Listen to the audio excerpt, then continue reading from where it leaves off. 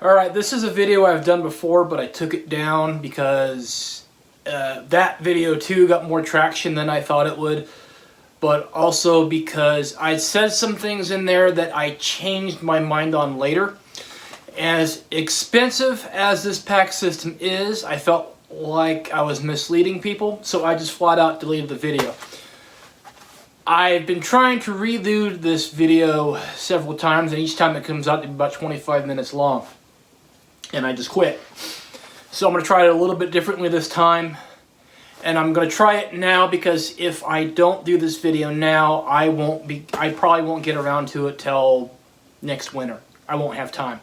Okay, so the topic of this video is going to be Eberlestock, minor footnote on Eberlestock as a company, and their EMOD pack system. So what first got me started looking into Eberlestock's EMOD pack system is that it struck me as kind of like the Alice or Molly system in the hunting space. As a veteran, I served in the 90s, a long time ago. That appealed to me because it appealed to me.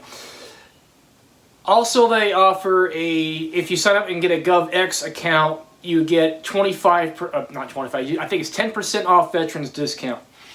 Which, if you get at them while they're having a sale, at least last time I was buying stuff from them, you got the veterans discount on top of the sale price, which is way cool. So that's what really got me into buying this system, aside from the monopoly money that the government was shoveling out to everybody that we're now paying for. Now, that said, nothing I'm saying is an endorsement of Eberlestock. I'm a nobody with a who video logs his hunts on YouTube. That's it. I'm not sponsored. I'm not some influencer. I'm not what do they call them, ambassador, or whatever the heck they are. I'm just a no-name nobody. Now, I can't definitively say that Eberlestock is responsible for this, but it's awful fishy. And had I known this before I bought my pack, I don't think I would have done business with them. Again, I can't prove this. This is just hearsay. But a while ago, I posted a video about Carinithia sleeping bags, and I'll link to it in the description, because Eberlestock sells their rebranded of it. They're like a licensed vendor or something like that, I'm guessing, because the Carinithia logo brand is still on it.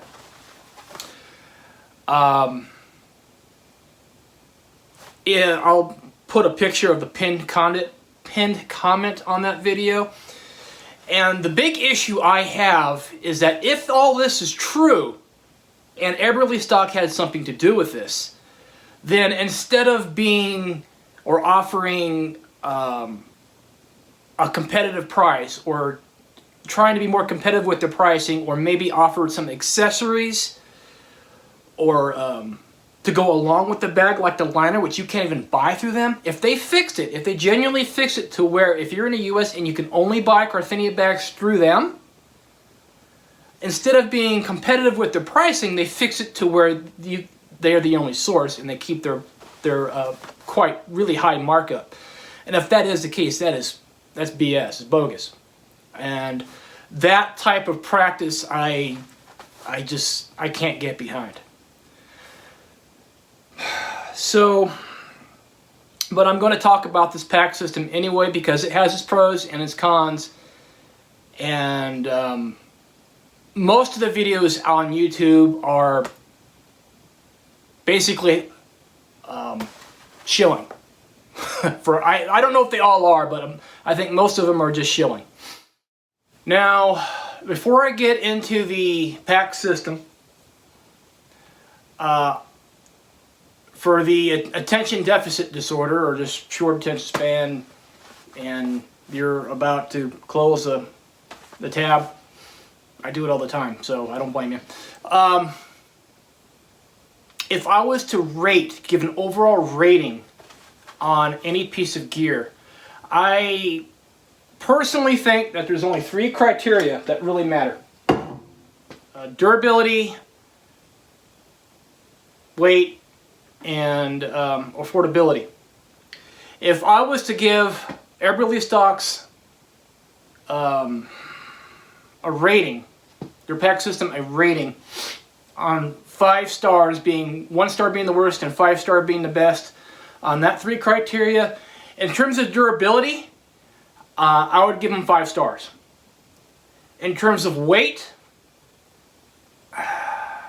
that's really subjective. If you compare it to, like, say, a Kifaru or a Mystery Ranch, then I would probably give it somewhere in 3 stars.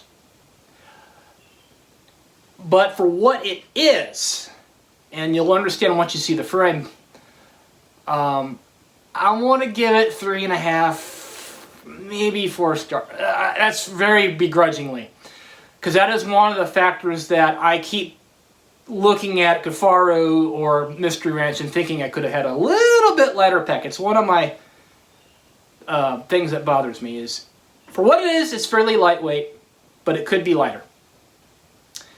And as far as affordability goes, 1 or 2 stars.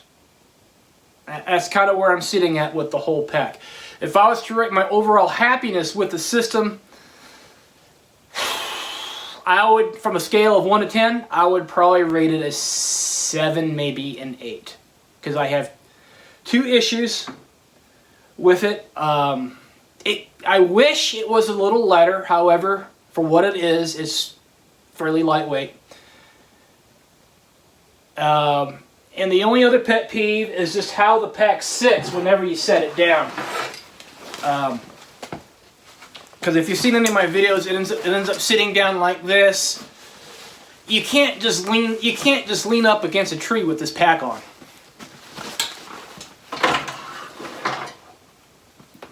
So those would be my only 2 gripes. Now, all that said, I'll get into the pack and how I'll run it, and you can make your own mind as to what you think you need. I'll give my own recommendations, but ultimately what you think you're going to need is depending on what you do. I do a lot of different things, so a modular system appealed to me greatly. The whole Alice and Mully thing. So now what I'm going to spend the most time talking about is this frame. They call it the F1 Mainframe. This is the heart and soul of this pack system, and everything is an accessory to this. This weighs 4.6 pounds on my hanging scale. For way of comparison, I don't know if I have anything in this or not. I don't think I do. My Alps Hybrid X, I bought this pack when it first came out with the 50% discount coupon I was sitting on for quite a while. This weighs 6.6 pounds. 4.6 pounds without accessories. 6.6 pounds. Covering the frame itself, it's really kind of like an external frame pack. For what it is, as a frame pack goes, it's really strong. This thing can hold more weight than I ever can. So as durability goes, this is, like I said, 5 stars. Now, what I have to get the meat shelf out of the way. I have a love-hate relationship with this thing. What I love about it is that if in winter I could flip this thing over, set this thing down like this, and I'll sit right here and keep my butt out of the snow. I like that a lot. It's like a ready-made chair wherever you go. You park somewhere in the snow, just flip this puppy over and have a seat. I also like it in that if you have like a glassing pad, if you can sit down, you can actually use this as a lumbar support too. Just a creative way to use something that at times is a nuisance. Because, like I said, if you're sitting there with your pack on, you can't really lean up against a tree, and if you set your pack down, it just won't sit quite right. A lot of times, you'll see me, I'll have it sitting literally on the ground like this, straight up. Give or take. Now, there are videos out there that say get the tall version of this. I don't think that's necessarily true. I think the whole point of getting the tall version is so the load lifters will be up here. Okay? The problem with the tall version that I found out the hard way is that you're going to have this big old thing in the back of your head.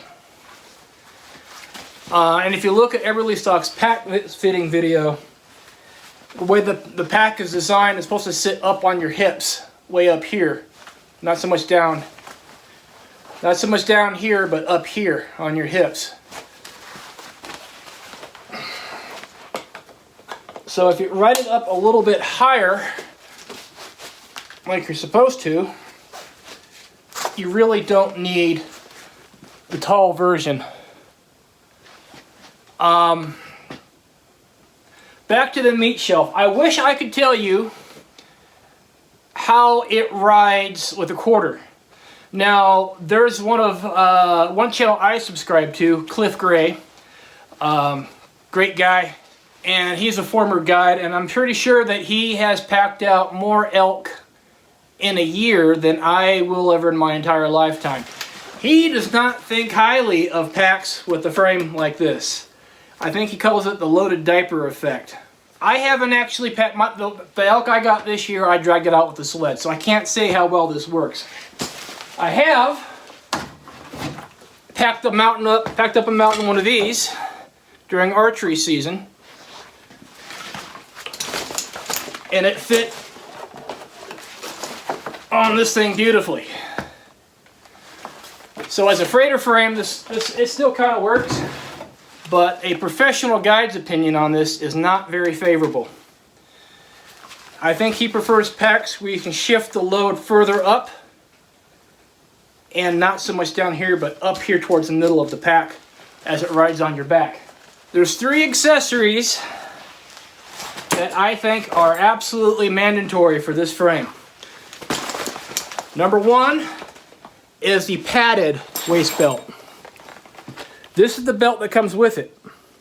It has 2 rows of pals webbing. This is the belt you have to buy separate. It has 3 rows of pals webbing, and it has a lot more padding. In my opinion, this belt should be on this pack when you first buy it. You shouldn't have to buy this as an accessory. I mean, it should come with it. I don't know why they do this, except maybe 20 and 50. So that's the first accessory that I think is absolutely mandatory for this frame. The second is this rifle scabbard. Now, if you followed any of my videos, particularly around muzzleloader season or rifle season, well, when else would I use this? This is the greatest thing about this pack system. It adds about another pound, I think, to the empty pack. But what's cool about this is because it's also Alice-like, Molly-like. It will weave into the back of the frame. So you could weave this thing through, and it will poke through down at the bottom. Just like that. You want it flush with the top. It will come out the bottom like that. There are Vapor Series bags like this one. The way they zip to the frame, they allow for that scabbard to fit in underneath this pack. It's very well thought out. And the coolest thing that I like about this as a solo hunter who uses trekking poles with quick sticks is that I can put my pack, my rifle or my Muzzy in my pack, be able to use my trekking poles, and I can still access my long gun on my pack. So I could use, I could be trucking along, set up my quick sticks, pull my rifle out, and I'm good to go. It's very efficient, and in the heat of the moment, I won't have to take my pack off to access my rifle. So that's the second must-have accessory to this. The third, and for some reason they don't always have them in stock, and if they see them in stock, buy it right away because they go out fast, is this utility panel. It hooks in right here, and this will allow you to shift the load of the quarter around on your pack a little bit better. It'll also allow you to strap this right here onto your pack better.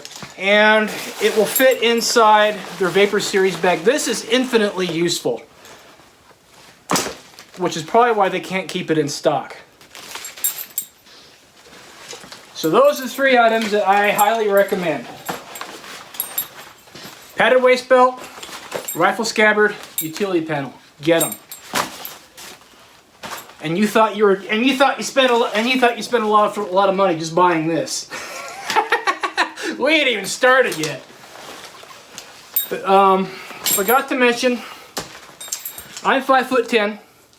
I weigh, I don't know, around 170 pounds, plus or minus 5 pounds, depending on how much I've been hiking.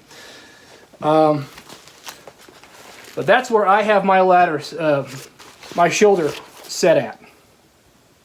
So the tall version, that one should get the tall version. I'm not sold on that idea at all, of this frame. I'm not going to take too long on accessories, because what accessories you get really depends on whether or not you're out in the summer, whether or not you're using a canteen or a water bladder, whether or not you prefer to keep your knife on your belt, on your pack belt, and whether or not you keep a handgun, whether or not you keep that on your belt or on your vinyl pack or whatever. All those criteria change what you run on your waist belt. But as far as the main pouch goes, in the summertime, I do actually like to run these bat wings. They call them bat wings, and I'm illustrating why right here. This is one of those moments where this shelf, I like it, because my tripod and my trekking poles sit right on this shelf, and it's pretty sweet.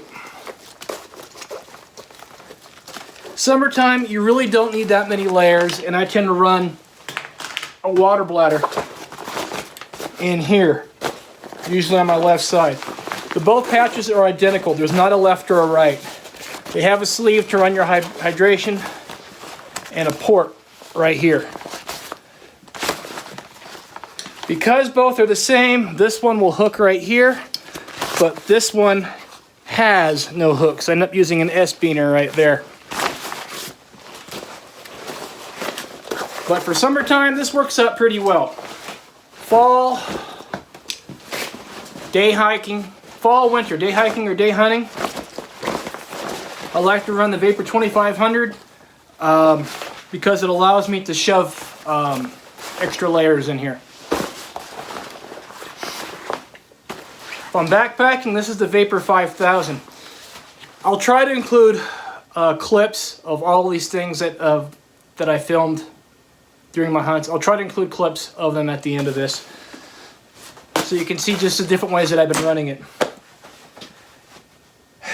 I'm out of gas on this, so I'm just going to call it a video now. So, is it worth it? I don't know. I think mainly because of the weight issue. I'm getting older. I'm going to be 50 next, not this hunting season, but next hunting season. I'm going to be 50. I'm getting older. I'm starting to feel it a little bit more. So, I don't know. I have too much money invested in this to change my mind anyway. But I have this niggling thought in the back of my head that maybe I should have went with Kifaru or Mr. When I look at the total amount of money I spent. Because if you look at what is it, Black Creek Outfitters or Mystery Ranch or like I said, Kifaru, you look at the frame and it's like $400, $500 or something like that, and you're like, man, that's expensive. Then you look at Eberlestock and it's like, I don't know, $275 on sale, and you think, oh, maybe I'll go that route.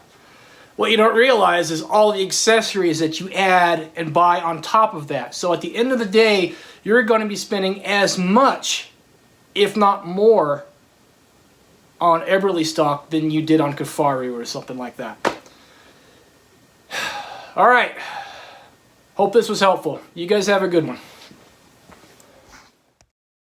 I'm going for it. Just got to get up my poles.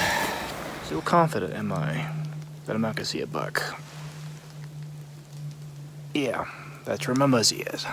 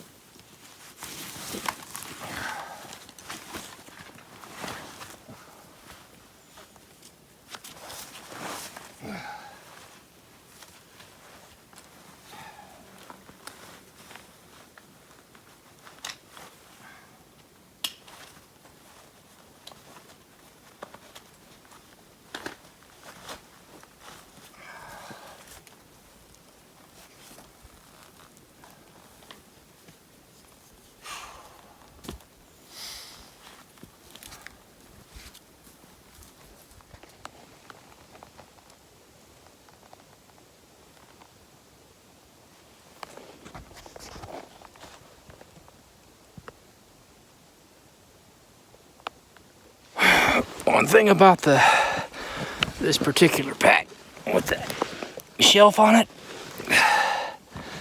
makes a good chair, especially in winter. You don't want to sit your butt in the snow.